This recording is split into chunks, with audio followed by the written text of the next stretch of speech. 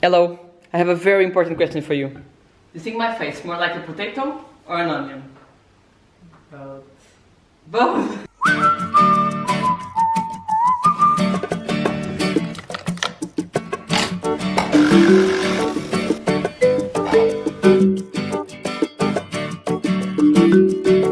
Good morning, Seattle. It's 9 AM now and I'm starting my day a little late because this weekend has been intense and I need my coffee now, right?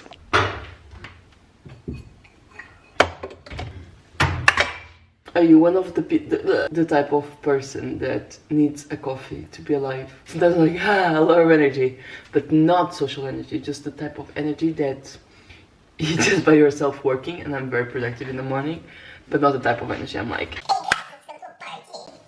what's happening with you? I'm sick.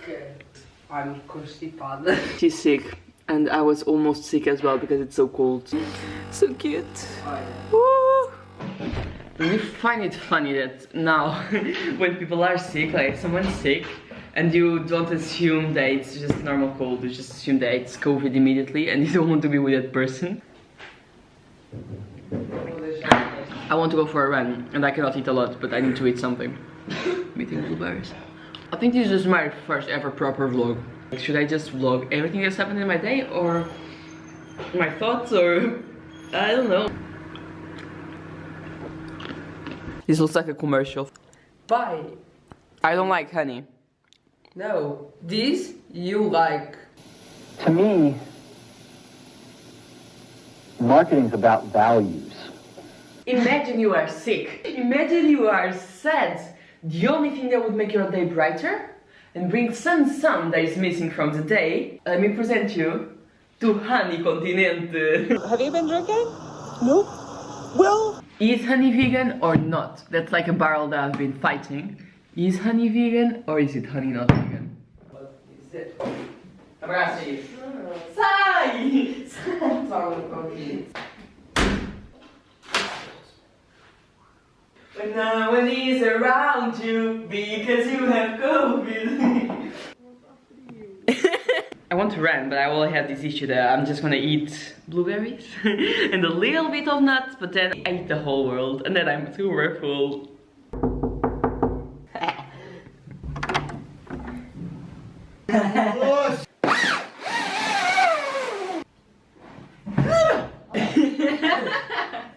Faz um mortal. Passar tudo aqui. Não sei. O que ocorreu com vocês? Hey. Say the level in the filter. What you crying about? What you crying about? You got me.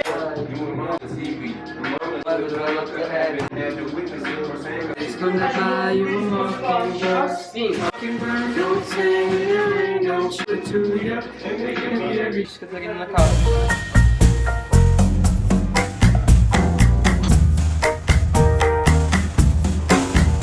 Now, my favorite part of breakfast.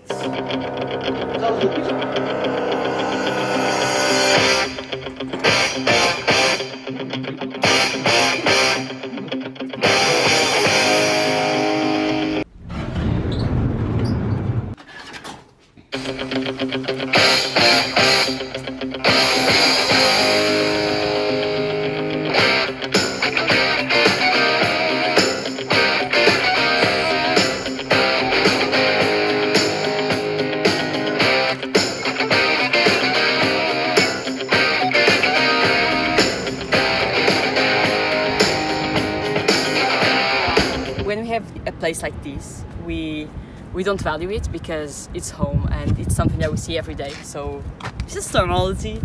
It's so incredibly cold.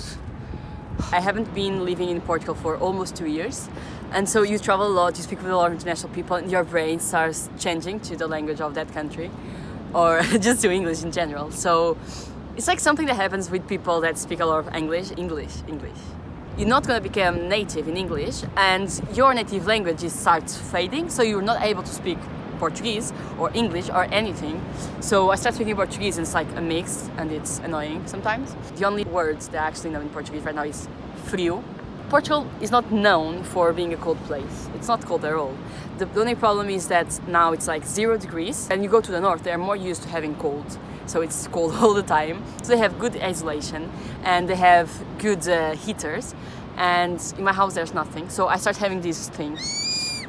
I search for the name, it's called playlist. I'm just gonna look at the waves, and I think that's all I'm doing.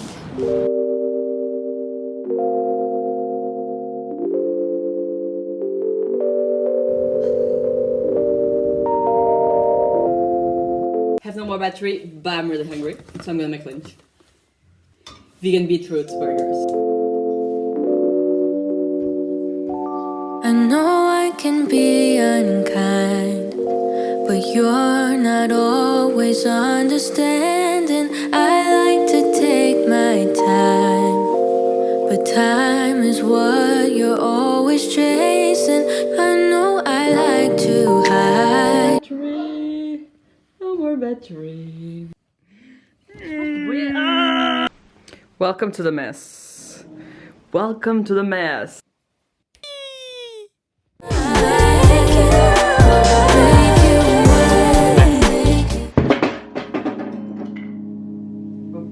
Time for a little pep talk, shall we? These pants, they literally fit me like a month ago. So, yes, I gained weight. And that's okay. I mean, it's like your body changes all the time. You eat a lot. That would not be a problem. The thing is, because of all my issues, because of all my things, I think I'm a little broken. I don't know why this looks like to be the spot where I talk about food issues and all these things. I also stopped exercising, which is something that I would never ever do.